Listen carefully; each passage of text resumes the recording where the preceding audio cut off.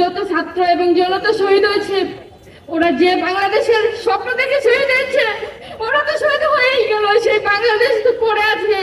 সেই শেখ হাসিনা তো দেশ ত্যাগ করে নিজের জীবন বাঁচিয়েছে, কিন্তু এই বাংলাদেশে তার সেটা রয়ে গেছে। তার সব তার তার মনের মতো সবাইকে সে সব জায়গায়, প্রশাসন থেকে শুরু করে সব জায়গায় সেটা করে দিয়ে গেছে।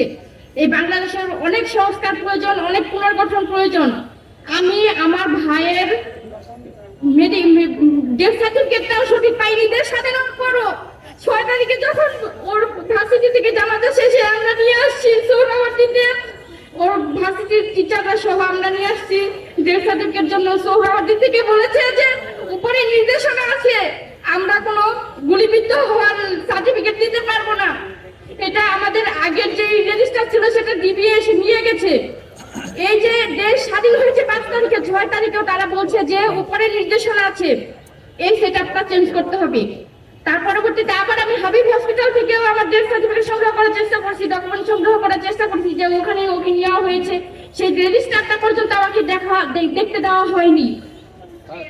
এই যে সেটআপটা, এই স্বৈর শাসকের যে সেটআপ, এটা চেঞ্জ করতে হবে। আমাদের বাংলাদেশকে আবার পুনর্গঠন করতে হবে।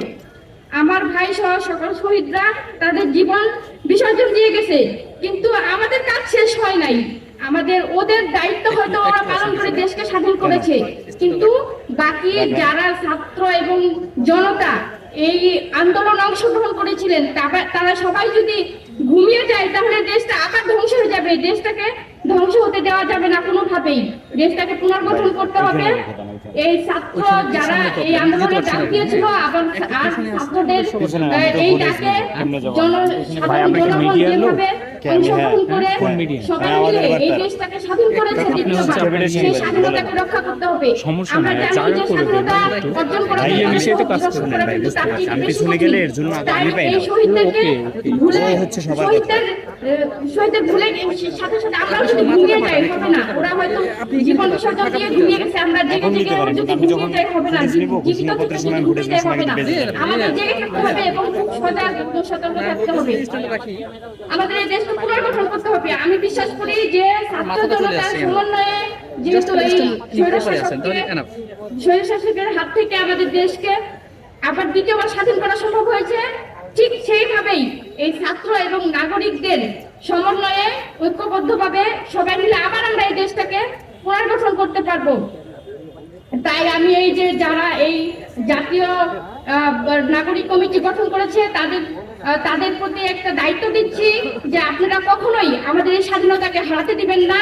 শহীদরা এবং যারা আহত আছে, এদের যে স্বপ্ন ছিল, যে স্বপ্ন নিয়ে তারা এই দেশের জন্য নিজের অঙ্গ বিসর্জন দিয়ে কেউ গাজী হয়ে বেঁচে আছে, আর যারা জীবন দিয়েছে তারা শহীদ হয়ে গেছে, তাদের এই ত্যাগকে ভুলে যাবেন না। তাদের এই ত্যাগকে মূল্যায়ন করে আপনারা তাদের স্বপ্নকে বাঁচিয়ে রাখবেন, তাদের সেই কাঙ্ক্ষিত দেশকে গড়ে তুলবেন। আমি আপনাদেরকে সেই দায়িত্ব দিতে চাই। এবং শুধু ছাত্ররা দায়িত্ব নিলে হবে না, আমাদের সব নাগরিককে দায়িত্ব পালন করতে হবে। আমরা আর কোনো অন্যায়ের সাথে আপোষ করবো না। এই 16-17 বছর আমরা যেভাবে অন্যায়কে সহ্য করেছি, ভয়ে ভীত থেকেছি, আর তাতে স্বৈরশাসকরা সাহস অর্জন করে করে আমাদেরকে শোষণ করেছে ব্রিটিশদের মতো করে।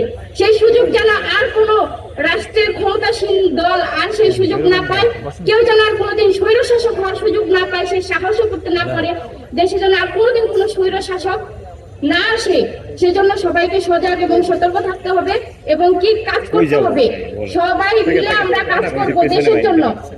আমি এই যে জাতীয় নাগরিক কমিটি, একটা কমিটির একটা নেতৃত্বের সমন্বয়, নেতৃত্বের অধীনেই যেমন ছাত্ররা সমন্বয়কদের অধীনে আন্দোলন করে দেশকে স্বাধীন করতে সক্ষম হয়েছে, ঠিক তেমনই একটা নেতৃত্বের অধীনে থেকেই আমাদেরকে সব কাজে অংশগ্রহণ করতে হয়।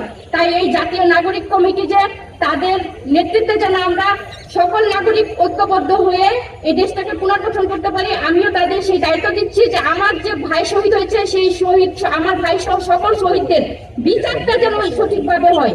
এই যে শেখ হাসিনা সহ যারা স্বৈরাচারী, যারা মন্ত্রী এমপি ছিল, আওয়ামী লীগের পদধারী সহ যারা মাঠ পর্যায়ে অংশগ্রহণ করে ছাত্রদের শহীদ করেছে, এবং প্রশাসনের যারা ক্ষমতার দম্ভে যারা নিজের দায়িত্বকে ভুলে গিয়ে নিজের অন্যের বুকে গুলি চালিয়েছে ছাত্রদের উপরে, তাদের বিচার যেন সঠিকভাবে হয়